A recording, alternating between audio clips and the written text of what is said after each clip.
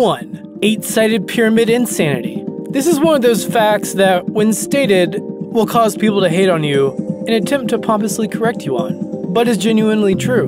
Like tomatoes being a fruit, that the biggest desert in the world is Antarctica, or that French people are actually quite polite. Okay, that last one was a lie, but get this. In 1940, a British pilot discovered that each of the 4 sides of the Great Pyramid were actually split in 2 by a concave indentation, creating 8 equal sides.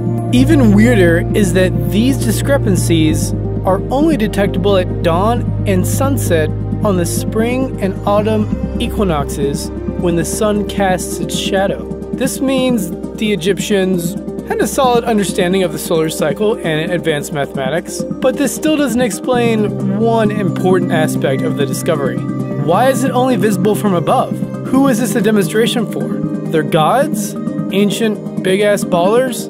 Or a mysterious other? Number 2. Earth, not Egypt. One thing that stands out amongst pyramid-building cultures is that they all possessed advanced knowledge of mathematics, astronomy, and the Earth's geophysical properties. Basically, they were antiquity's greatest nerds, except without the distraction of Star Trek fan theory and Japanese tentacle porn. There are even similar-looking pyramids in Italy, Giza, China, and South America, which are all themselves strikingly similar to Cambodian temples and Indonesian structures. It's like someone just pressed copy and paste a whole bunch of times and hoped no one would notice. Well, just like your college professor, yes, we did notice. How can all these cultures build in such a similar style during one particular period of Earth's history when most of our architecture differs so greatly from country to country? Some people point to the idea of a theoretical hive mind, a global collective consciousness which helped different races form the same ideas without ever contacting each other. This kind of societal consciousness has been seen in the animal kingdom. Could we humans all be connected too, in some way? But in a way far more efficient than the human centipede?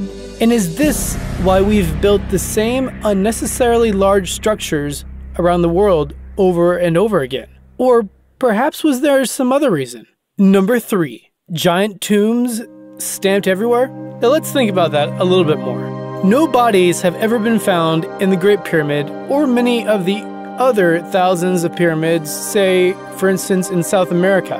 The absence of corpses, which is a great band name by the way, has been attributed to grave robbers and archaeologists taking anything that wasn't nailed down. Although the idea of stealing a corpse is kind of weird to me, that still doesn't explain why the pyramids didn't contain burial items such as a sarcophagus. So what gives? Did they just change their mind? Maybe it's like the time you buy your friend an awesome gift, then realize you want to keep it, and so then buy them something crappy. Imagine I'm saying this part in an Egyptian accent, which I cannot do. Yeah, sure, Pharaoh. We'll bury you here. We promise. Don't you worry about it. Pinky swears. What? He's dead? Party at the pyramid! Woo! Okay, but if they weren't constructed as tombs, then what was the point of the pyramids? Number 4. Their purpose? It couldn't have just been big things are cool. Some speculate they were used to store grain or valuables, but any theory that believes these amazing structures were just ancient K-marts is far too dull to explore. One interesting idea looks first at where the pyramids were built. The Egyptians constructed the Great Pyramid in the geographical center of the Earth, along specific lines of latitude and longitude, almost perfectly oriented to the 4 points of the compass, facing true north more accurately than any structure built before or since.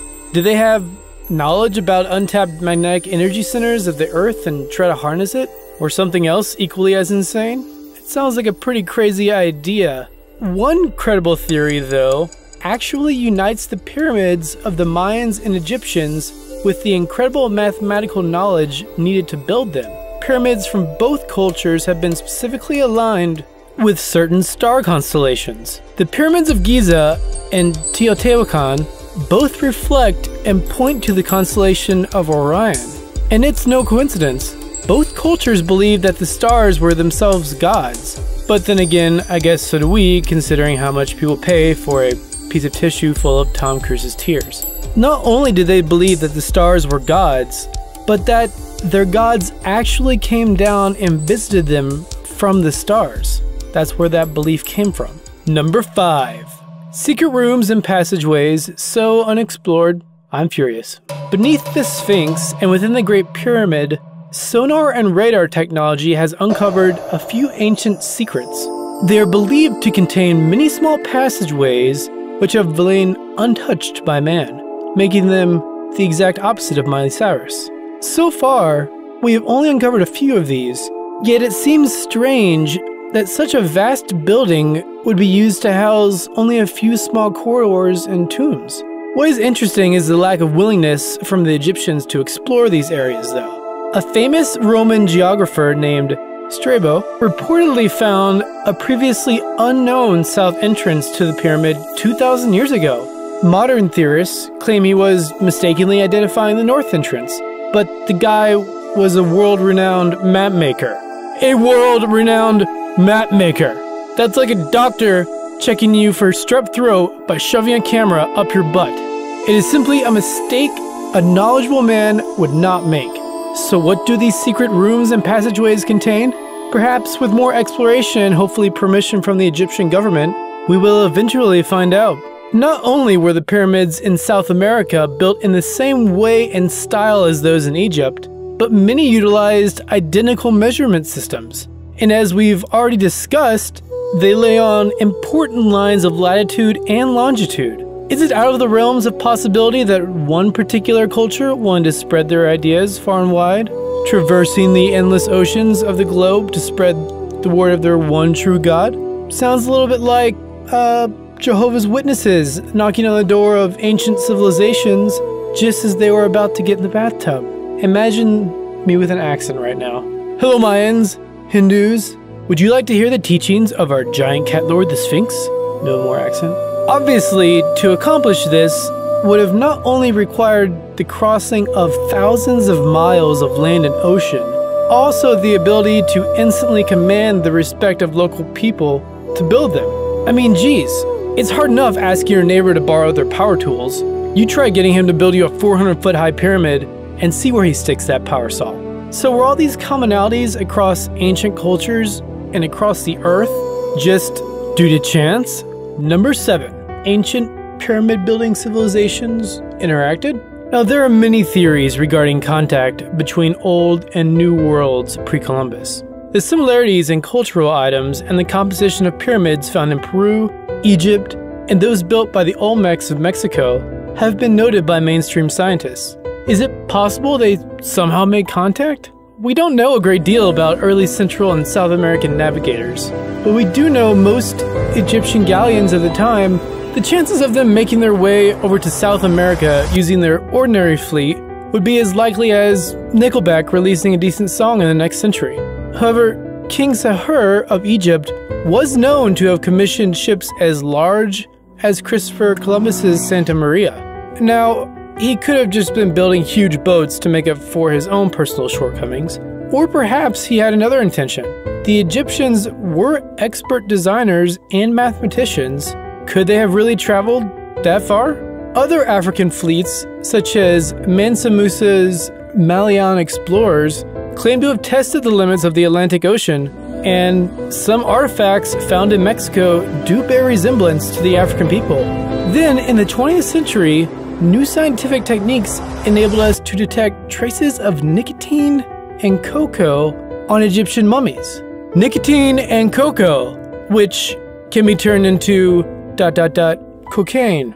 It looks like the ancient Egyptians were quite possibly getting high. Now, the more likely explanation is that they were using the cocoa for something else, but much more importantly, cocoa and tobacco are both only native to the Americas. But since they're so popular today, apparently, I mean, who knows how far indeterminately the Egyptians may have traveled in their quest. That is, assuming they traveled by boat. Number 8. Extraterrestrial Pyramid Party. Both the Mayan and Egyptian cultures record gods coming down from the sky to give them instructions to build the pyramids.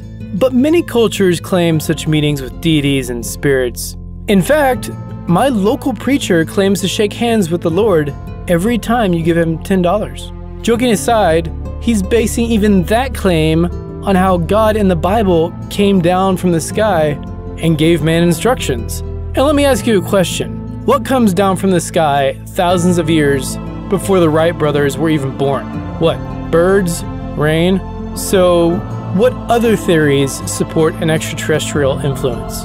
Perhaps we have to look at the sudden growth and development of pyramid-building cultures. In both Bosnia and Sian in China, large pyramid structures have been discovered, which were originally believed to be hills. We already know that the ancient Chinese were intellectually advanced at the time, and guess what?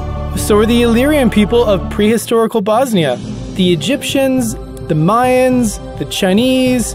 Every civilization with a history of pyramid building has been more knowledgeable and innovative than their contemporaries. Is it always the case that the most intelligent people build these giant desert triangles just for fun? Or is there another element at play here? Because you have to admit, when randomly selecting people from around the world to build the same mathematically astounding structures in perfect alignment with each other for no reason at all, it does look a little too suspicious. Who or what could have been potentially guiding these people? Check out our top 10